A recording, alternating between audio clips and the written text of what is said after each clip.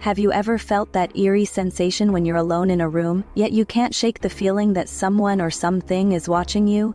What if you found out that this feeling wasn't just in your imagination? Tonight I'm sharing a true story that will leave you questioning the line between reality and the supernatural.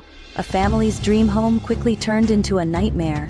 This is the real-life story of the Davis family and their terrifying encounter with an unseen force. It was the summer of 2013 when Olivia and Peter Davis, along with their 8-year-old daughter Lily, decided to move to a new home in a quiet, sleepy town in the English countryside. Peter, a successful architect, had found the perfect place, a charming, centuries-old house surrounded by trees and a sprawling garden.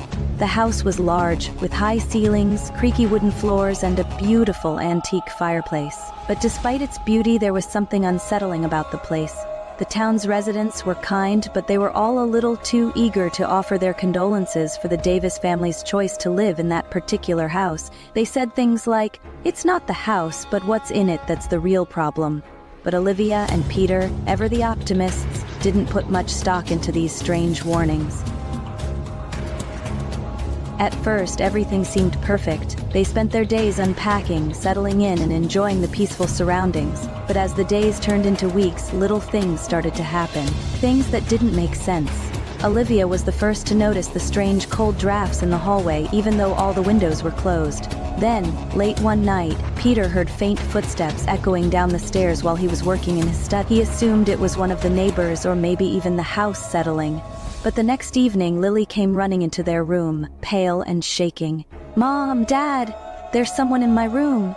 The couple rushed to Lily's room, but it was empty, aside from the slight chill that had settled in the corners of the room.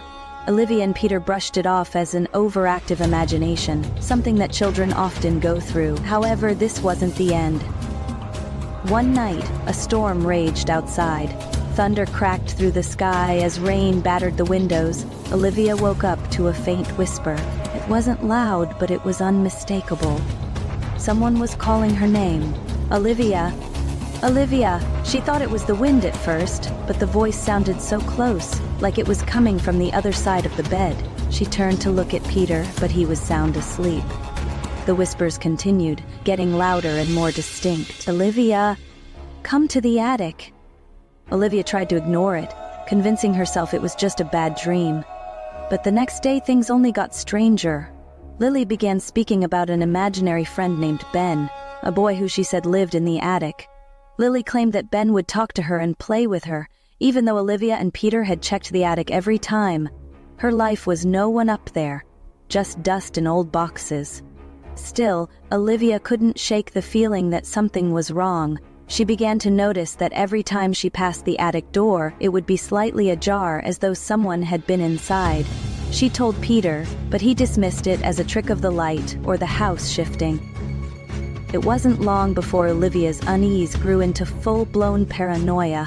One evening, after a long day of work, she found herself standing in front of the attic door. She hadn't meant to go up there, but something tugged at her, an inexplicable urge to open it. As she reached for the handle, she stopped herself. What if it was nothing? What if she was just imagining things? But as she stood there, she heard it, a faint scratching sound coming from inside the attic. Her heart raced and she quickly backed away from the door. She ran downstairs to find Peter. "Peter, something's in the attic. I've heard it before and it's not just the house settling," she insisted, her voice trembling. Peter, now visibly concerned, agreed that they needed to investigate.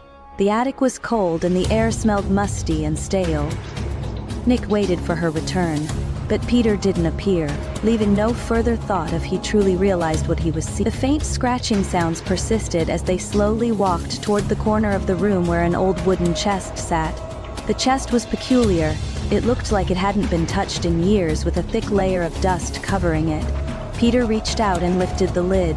Inside there were old belongings, a collection of yellowed photographs, clothes, and a single item that sent a chill down Olivia's spine. An antique mirror. The mirror was small, rectangular, and ornate, carved with intricate patterns. As Peter moved to "Put it down, Peter," Olivia whispered, her voice barely audible.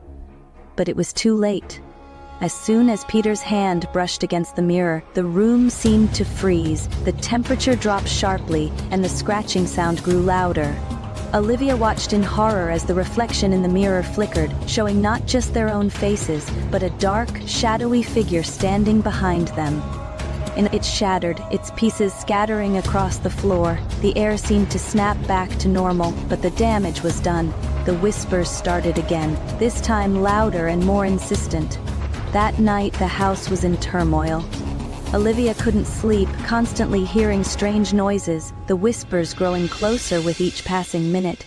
Lily, too, was restless, talking about Ben as if he was still with her. Desperate, Olivia turned to the town's history. She went to the local library the next morning and uncovered an old story about the house, one that had been hidden for decades. The previous owners, the Winstons, had been a family that vanished under mysterious circumstances. Neighbors spoke of strange occurrences, whispers, and cold drafts. The Winstons had been known to dabble in occult practices, and it was rumored that the attic had been the site of some dark rituals. Armed with this knowledge, Olivia and Peter decided to leave the house. They couldn't explain what had happened, but the mirror, the attic, the whispers, they all pointed to something far beyond their understanding. They sold the house quickly, unable to even return for the rest of their belongings. The new owners, however, seemed oblivious to the house's dark past. To this day, the house sits vacant. The attic door, once sealed, is now always open, and the whispers continue to haunt anyone who dares to step inside. What do you think? Was it simply the result of an overactive imagination, or is there something more to this story? Could the Davis family have unknowingly triggered something sinister, or was it the house itself burdened by a dark past that refused to let go? If you have ever experienced something strange, something you couldn't explain, I'd love to hear your story. Leave a comment below and share your thoughts or your own eerie encounters. You never know. Your story could be the one that brings us closer to unraveling the mysteries of the unknown. Stay curious and always keep an eye on the shadows.